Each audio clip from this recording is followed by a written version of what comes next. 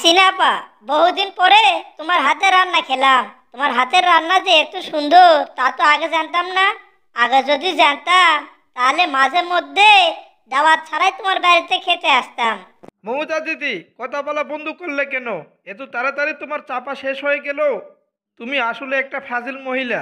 আরে ভাত খেতে খেতে কেউ এত পেশাল পারে? ভাত খাওয়ার সময় কথা বলা নিষেধ, তুমি জানো না? তোমার পেশাল শুনতে গিয়েই তো মাংসের একটা হাড় আমার গলায় আটকে গেল। তুমি আমাকে হেল্প করবে, তা না করে গল্পের আসর জমাইছো। এই জন্যই তো তোমাকে নিয়ে কোথাও বেড়াতে যাই না। আরে মোদিজি, এ তুমি কি শুনাইলে? আরে আমি তোমাকে আরো মাংস দিব বলে চিন্তা করতেছি, আর এর মধ্যে তোমার গলায় হাড় বেঁধে গেল। মোদিজি, তুমি চিন্তা না করে এক কাজ করো। মোদিজি, তোমার পাতের যে সাদা ভাতগুলো আছে না, ওই এক মুঠো সাদা ভাত খেয়ে ফেলো, দেখবে তোমার গলার হাড় সরে গেছে। মোদিজি, দেরি না করে আমি যা বললাম তাই করো।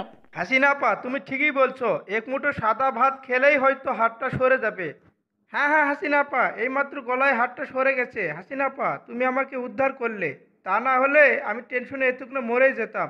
তোমাকে কি বলে যে ধন্যবাদ দিব হাসিনা আপা, তা বলার ভাষা আমার নেই। আরে মোদি ভাই, আমাকে ধন্যবাদ দিচ্ছে কেন? আরে আমি কি তোমাকে উদ্ধার করলাম?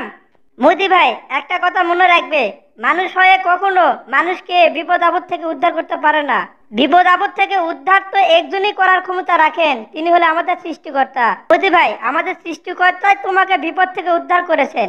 তাই আমি বলছি, তুমি সৃষ্টিকর্তার দরবারে শুকরিয়া আদায় করো। সম্মানিত দর্শক শ্রোতা, ভিডিওটি সমাজের বাস্তবতাকে কেন্দ্র করে বানানো হয়েছে। আমাদের সমাজে এমন কিছু লোক আছে যারা কোনো বিপদ থেকে উদ্ধার হওয়ার পরে মানুষকে সৃষ্টিকর্তার সমকক্ষ মনে করে। আমরা মানুষ আর এক মানুষকে শুধু বুদ্ধি পরামর্শ দিতে পারে, কিন্তু তাই বলে কাউকে বিপদ থেকে আমরা উদ্ধার করার ক্ষমতা রাখি না।